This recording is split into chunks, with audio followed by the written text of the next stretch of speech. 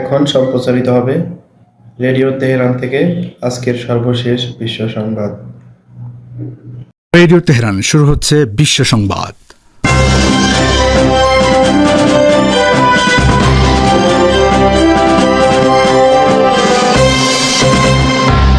প্রথমে সংবাদ শিরোনাম।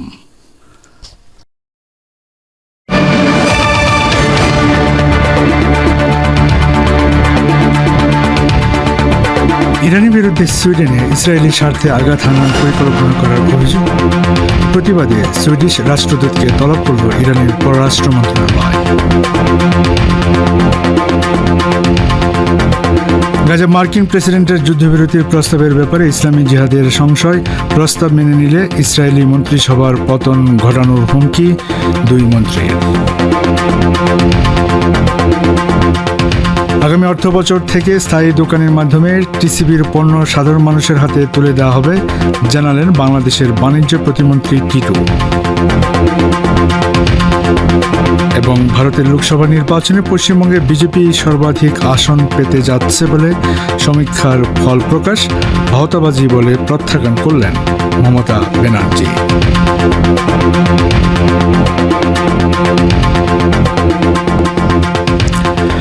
আসসালামু আলাইকুম। সংবাদ শিরোনামগুলো শুনলেন, এবার বিস্তারিত পরিবেশনে আছি আমি বাবুল আখতার। সুইডেনের একজন কর্মকর্তার ইরান বিরোধী ভিত্তিহীন ও আক্রোশপূর্ণ বক্তব্যের প্রতিবাদ জানাতে তেহরানে নিযুক্ত সুইডিশ ভারপ্রাপ্ত চার্জ দ্য অ্যাফেয়ার্সকে ইরানের পররাষ্ট্র মন্ত্রণালয়ে তলব করা হয়েছে।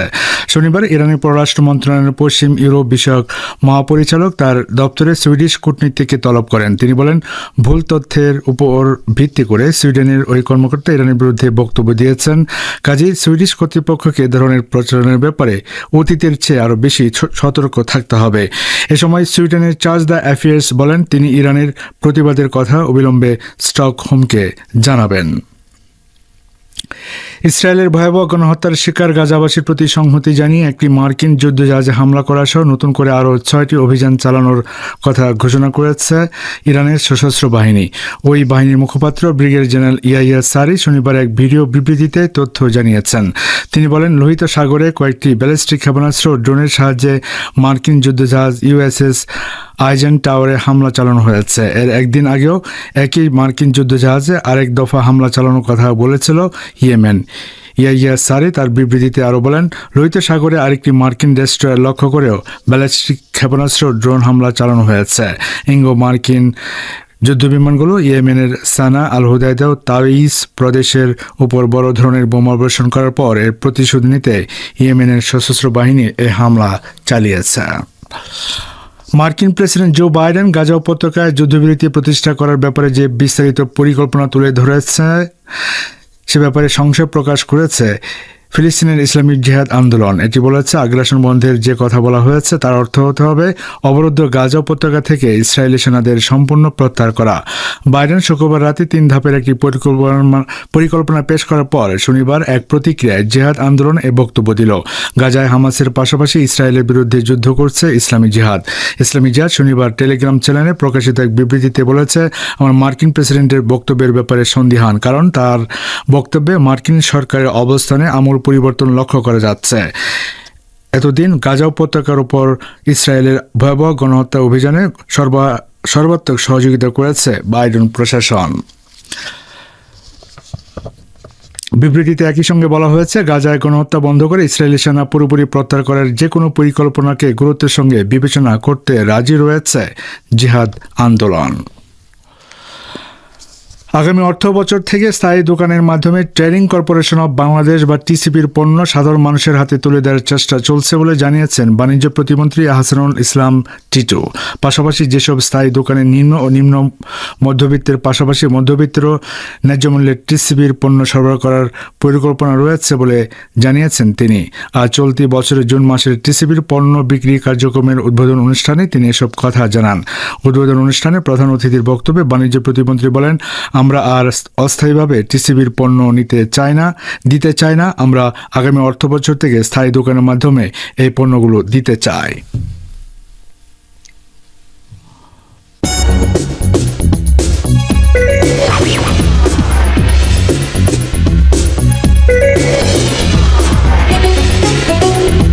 রেডিও তেহরান, খবরের সঙ্গে 24 ঘন্টা। ভিজিট করুন আমাদের ওয়েবসাইট parstoday.ir/dn।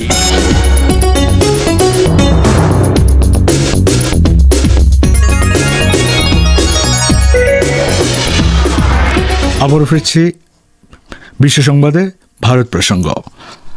ভারতের লোকসভা নির্বাচনের 7 দফা ভোট শেষে প্রকাশিত বুথ ফেরত সমীক্ষাকে ফেক বা ভুয়া বলে অভিহিত করলেন পশ্চিমবঙ্গের মুখ্যমন্ত্রী মমতা বন্দ্যোপাধ্যায়।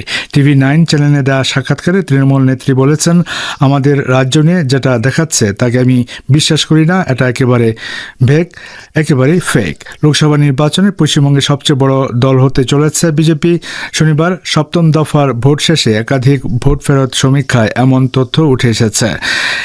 এবিপি আনন্দ ও সি ভোটার তাদের সমীক্ষায় বলেছে, এবার বিজেপি 23 থেকে 27টি আসন পেতে পারে, তৃণমূল 13 থেকে 17টি, বাম কংগ্রেস জোট 1টি থেকে 3টি আসন পেতে পারে। এই সমীক্ষাকে একেবারেই গুরুত্ব দেননি মমতা বন্দ্যোপাধ্যায়। তিনি একে বিজেপির ভাওতা বলে উড়িয়ে দিয়েছেন। বিরোধীদের মনোবল ভাঙতে বিজেপির এই চিত্রনাট্য বানিয়েছে বলে অভিযোগ মমতার। মার্কিন প্রেসিডেন্ট জো বাইডেন গাজা যুদ্ধ বন্ধ করার ব্যাপারে যে পরিকল্পনা তুলে ধরেছেন তা মেনে নিলে বেনিয়ামিন নেতানিয়াহুর নেতৃত্বাধীন ইসরায়েলি মন্ত্রিসভার পতন ঘটানোর হুমকি দিয়েছেন তা 2 উগ্র ডানপন্থী মন্ত্রী। ইসরায়েলি অর্থমন্ত্রী বেজালেল স্ট্রুটরিচ ও জাতীয় নিরাপত্তা মন্ত্রী ইতমার বেন গাভি শনিবার রাতে যৌথভাবে এই হুমকি দেন। বেন গাভির বলেন, মার্কিন প্রেসিডেন্টের পরিকল্পনা মেনে নিলে তা হবে ইসরায়েলের সম্পূর্ণ পরাজয়। আমরা কোনো অবস্থাতেই হামাসকে ধ্বংস না করে যুদ্ধ বন্ধ করতে দেব না। তিনি বলেন, নেতানিয়াহু এই প্রস্তাব মেনে নিলে তার দল সরকার থেকে বেরিয়ে যাবে, যার ফলে জোট সরকারের পতন হবে। ইসরায়েলি পার্লামেন্ট নেসেট নেতানিয়াহুর নেতৃত্বাধীন জোট সরকারের 64টি আসন রয়েছে, যার মধ্যে বেন গাভির ও স্ট্রুটরিচের নেতৃত্বাধীন 2 দলের রয়েছে 14টি আসন।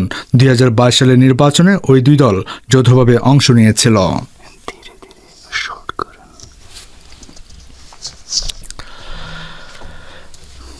মার্কিন প্রেসিডেন্ট বাইডেনের গাজায় যুদ্ধবিরতি প্রতিষ্ঠা সংক্রান্ত পরিকল্পনা মেনে নিলে নেতানিয়াহু সরকারের পতন ঘটানোর যে হুমকি 2 ইসরায়েলি মন্ত্রী দিয়েছেন তার তীব্র নিন্দা জানিয়েছেন ইসরায়েলের প্রধান বিরোধী দলীয় নেতা ইয়ার লাপিড।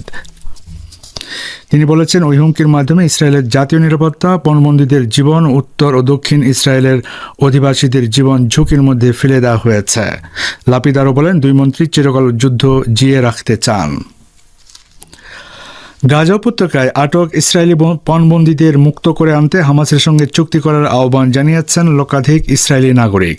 তারা শনিবার মধ্যরাত পর্যন্ত তেল আবিবের রাজপথ অবরোধ করে প্রধানমন্ত্রী নেতানিয়াহু সরকারের পতন এবং নতুন নির্বাচন দেওয়ারও দাবি জানিয়েছেন। শ্রোতা বন্ধুরা, আর এর সঙ্গে শেষ করছি রেডিও তেহরান থেকে বিশ্ব সংবাদ।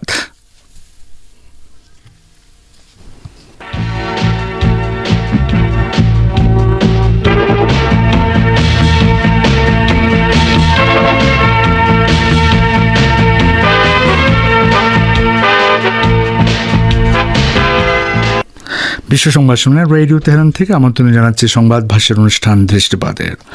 আমেরিকা সাম্প্রতিক বছরগুলোতে উত্তর কোরিয়াকে বিপজ্জনক হিসেবে তুলে ধরে জাপান ও দক্ষিণ কোরিয়ার নিরাপত্তা এবং সামরিক ব্যবস্থাপনার উপর নিয়ন্ত্রণ প্রতিষ্ঠা করতে সক্ষম হয়েছে। এর মাধ্যমে মূলত অস্ত্র নির্মাণ কোম্পানিগুলোর পকেট ভারী করার ব্যবস্থা করেছে ওয়াশিংটন। এ সম্পর্কে একটি সংবাদ ভাষ্য শুনুন আশরাফুর রহমানের পরিবেশনায়। সাম্প্রতিক বছরগুলোতে আমেরিকা উত্তর কোরিয়াকে এমন একটি বিপজ্জনক দৈত্য হিসেবে তুলে ধরার চেষ্টা করছে, যার উদ্দেশ্য হচ্ছে জাপান এবং দক্ষিণ কোরিয়াকে ধ্বংস করে দেয়া।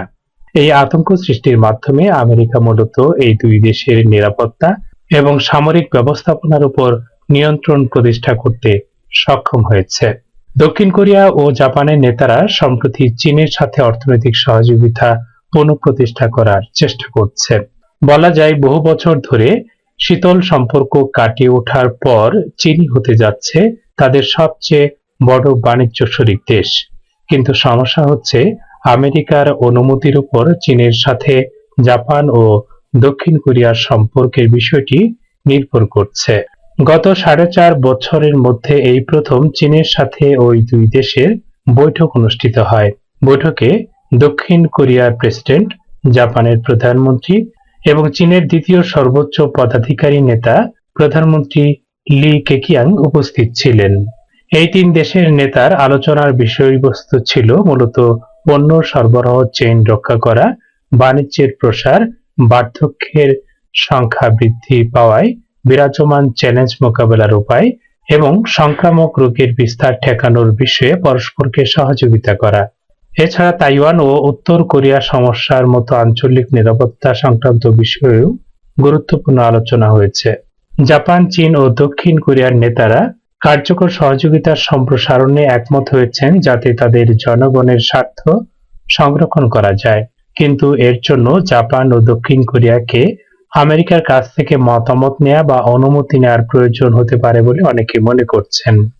এদিকে আমেরিকার কিছু মিডিয়া চীন ও উত্তর কোরিয়ার হুমকির বিষয়টি বেশি বেশি করে তুলে ধরে জাপান ও দক্ষিণ কোরিয়ার সিদ্ধান্ত গ্রহণকে প্রভাবিত করার চেষ্টা করছে যাতে তারা চীনের সঙ্গে গাঁটছাঁট না বাঁধে। উদাহরণস্বরূপ নিউ ইয়র্ক টাইমস পত্রিকা এক নিবন্ধে উত্তর কোরিয়ার হুমকি, চীনে গণতন্ত্রের সমস্যা, মাওয়ের পুনরুত্থান, চীনে পুঁজির সংকট এবং এর ফলে নানা সমস্যার মতো শিরোনাম তুলে ধরে খবর প্রকাশ করেছে। এমনভাবে তারা প্রচারণা চালাচ্ছে যাতে জাপান ও দক্ষিণ কোরিয়া চীনের সাথে সম্পর্ক প্রতিষ্ঠাকে ক্ষতিকর বলে মনে করে। অবশ্যই এটা স্পষ্ট যে চীন শেষ পর্যন্ত উত্তর কোরিয়াকে আমেরিকার সামরিক বাহিনীর হুমকি মোকাবেলায় একটি গুরুত্বপূর্ণ দেশ হিসেবে দেখে এবং এটাও মনে করে দক্ষিণ কোরিয়া ও জাপানের মধ্যে সম্পর্কের ক্ষেত্রে উত্তর কোরিয়া হস্তক্ষেপ করবে না, কারণ মূলত উত্তর কোরিয়ার সেরকম সক্ষমতা নেই। জাপান ও দক্ষিণ কোরিয়াকে উস্কানি দিয়ে আমেরিকাও এ পর্যন্ত উত্তর কোরিয়া ও চীনের কথিত হুমকির কথা বলে মহড়া শুরু করেছে এবং মার্কিন অস্ত্র নির্মাণ কোম্পানিগুলোর পকেট ভারী করার ব্যবস্থা করেছে। জাপান ও দক্ষিণ কোরিয়ায় ৮০,০০০-এরও বেশি মার্কিন সেনা মোতায়েন রয়েছে। চীন ও উত্তর কোরিয়ায় হুমকি মোকাবেলার কথা বলে আমেরিকা এসব সেনা মোতায়েন রেখেছে। আমেরিকার মতো এই দুটি দেশের গত কয়েক শতাব্দীতে অন্য কোনো দেশে আগ্রাসন চালানোর কোনো ইতিহাস নেই, কিন্তু জাপানি ও দক্ষিণ কোরিয়ার রাজনীতিবিদদের একাংশের মতে তারা আমেরিকা ও পশ্চিমাদের ব্যাপারে নিজেদের ভুল বুঝতে পেরেছে এবং এ কারণে তারা প্রতিবেশী দেশগুলোর সাথে সম্পর্ক জোরদার করার চেষ্টা করছে।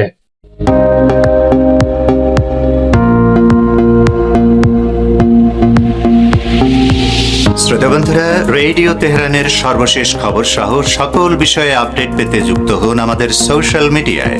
জানিয়ে দিচ্ছি আমাদের লিঙ্কগুলো। ওয়েবসাইট থেকে লাইভ শোনার লিঙ্ক firsttoday.ir/bn, ফেসবুক লাইভে আমাদের অনুষ্ঠান শোনার লিঙ্ক www.facebook.com/firsttoday/bangla।